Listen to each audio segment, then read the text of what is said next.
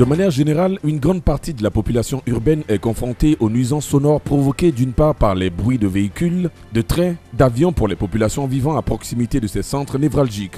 D'autre part, elles sont provoquées par des voisins bruyants, des discothèques ou des carrefours très fréquentés.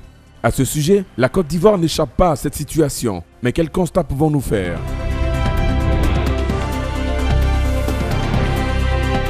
Je constate que vraiment la présence de ces maquis aux abords de ces lieux d'habitation là, vraiment c'est très gênant.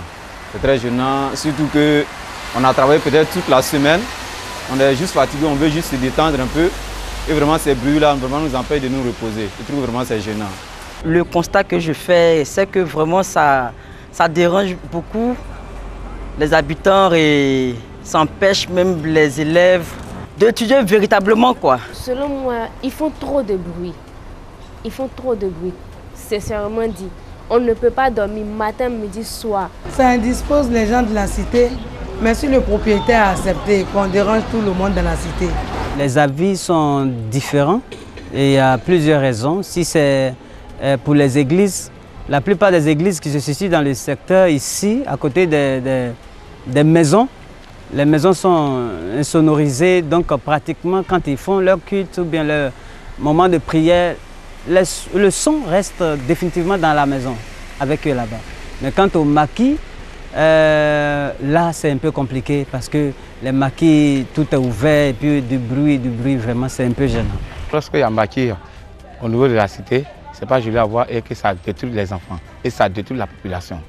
Le constat que j'ai fait par rapport à des maquis qui sont dans des cités, devant des maisons, en fait, sincèrement dit, ce ne sont pas une bonne idée de faire des maquis devant des cités ou encore devant des maisons parce que ça gêne en fait.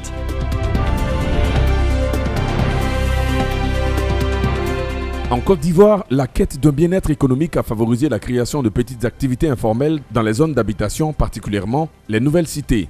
Bistrots, maquis, discothèques et aujourd'hui, un nouveau phénomène qui prend de plus en plus de l'ampleur. C'est la création d'églises ou de mosquées au sein de certaines cités. Mais est-il normal de transformer sa maison en lieu de culte?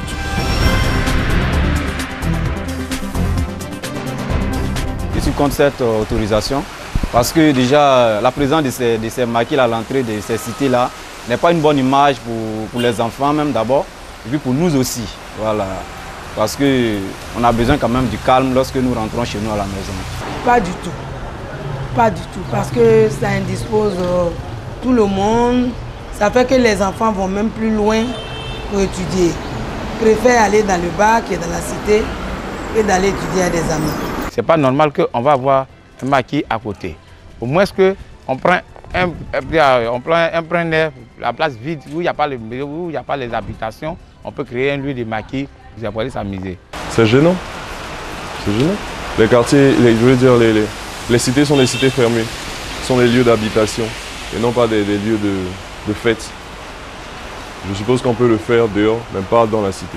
Il n'est pas normal que l'on transforme sa maison ou encore son salon en un maquis ou encore une église. C'est pas cordial. Transformer ma résidence ou bien ma maison en maquis, c'est difficile, je ne peux pas le faire. Parce que d'abord, quand on parle de maquis, ça fait allusion au bruit et tout ça. Donc, je ne peux pas permettre au maquis ou bien je ne peux pas permettre que ma maison soit transformée en un lieu de maquis. Non. Mais quant à un lieu de culte, là, on peut peut-être commencer nos séances de prière, nos machins, un peu là. Le temps qu'on ait les moyens, peut-être qu'on n'a pas les moyens, le temps qu'on ait les moyens de se prendre un grand lieu. Et puis, bon voilà, on peut se déporter là-bas. Il y a une loi quand même qui autorise la construction de ces choses-là. Voilà. Donc, on ne peut pas se lever comme ça et puis transformer son lieu d'habitation en un lieu de culte ou bien de maquis.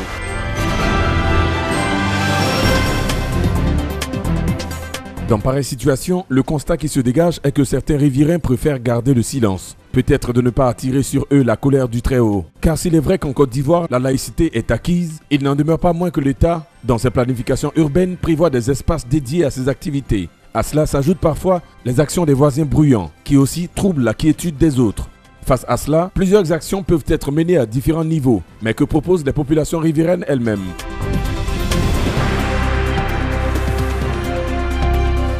Juste dire au propriétaire de ne plus accepter de faire des bars ou des coins de culte dans la cité. C'est pas normal. Il peut arriver souvent, il peut avoir un cas de baptême, un cas d'anniversaire. On a juste besoin de s'amuser un peu. On peut déjà avertir, en tout cas, les gens avec qui nous vivons, vous dire que tel jour, je vais prendre de telle heure à telle heure un tel temps pour faire une telle manifestation. Veuillez m'excuser. Et puis demander aussi l'accord de ces personnes-là. Toutefois, ces personnes acceptent. Là, ils croient qu'on est open. Maintenant, on peut faire, qu'on appelle ça l'activité. Que ces personnes vraiment soient informées des conséquences. Voilà, des conséquences que toutes ces choses peuvent vraiment entraîner sur la vie sur la vie de quelqu'un. L'impact que le bruit peut faire sur la vie de nos enfants, sur la vie de nos frères, de nos personnes âgées, de nos malades, tout et tout. Il faudrait que chaque personne soit franchement conscient que quand on parle d'une cité, on parle d'un lieu de repos.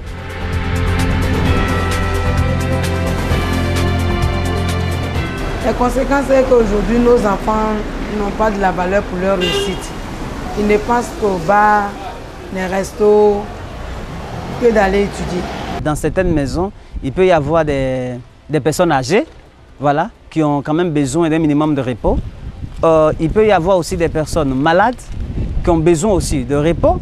Il peut y avoir aussi des enfants, les tout petits, les nouveau-nés, qui ont aussi besoin de repos.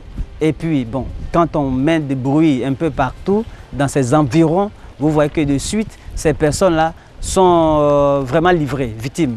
Et de deux, il peut y avoir des jeunes gens, des jeunes filles qui n'ont même pas l'âge de boire ou bien de fumer. Bon, vraiment, ça devient autre chose. Pour le cas de vie, je dirais déjà, là ne donne pas une bonne image. Et surtout pour, par exemple, nos enfants aujourd'hui, ils copient tout, tout ce qu'ils voient, ils copient. Donc déjà, quand ils passent, ils voient, en tout cas, il y a certaines personnes qui ne sont pas bien habillées. Déjà, l'enfant copie cela. Il trouve que cela a un impact vraiment très, très néfaste sur la vie, en tout cas sur l'éducation des enfants, surtout.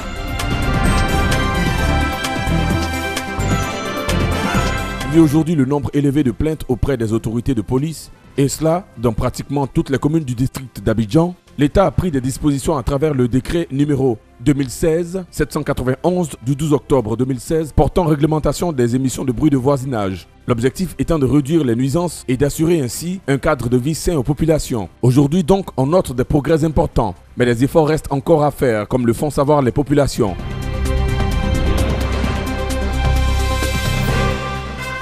Ils sont beaucoup mieux placés et ils savent avec exactitude ce qu'il faut faire pour empêcher un certain nombre de choses. Nous constatons déjà que l'État est en train de travailler vraiment à ce niveau. Il y a plusieurs maquis qui ont été cassés, qui ont été vraiment enlevés. Et je constate aussi aux abords des écoles, tout ce qui est comme maquis et consorts sont en train d'être détruits. Et vraiment nous saluons cela. Ce n'est pas que nous sommes contre ces personnes, mais cela ne vient pas aider l'éducation. Avant, ce n'était pas exagéré. Maintenant que les autorités voient que c'est exagéré, on interdit maintenant qu'il y ait des bars et des cultes dans les cités. La preuve en est que même dans les rues actuellement, tous les points qui nous indisposent sont en train de vraiment mettre de l'ordre. Faire respecter les lois, parce que nul n'est censé ignorer la loi. Donc voilà, si quelqu'un va en l'encontre de la loi, on le remet en place. Voilà, nous voudrons que vraiment l'État puisse redynamiser, en tout cas l'équipe déjà qui est là. Il ne dit pas que l'équipe qui est là ne fait pas son travail, mais on peut revoir en tout cas le système de travail. Pour que lorsque déjà le déguerpissement a pu faire, il faut qu'il y ait une équipe quand même de suivi pour pouvoir encore contrôler cela.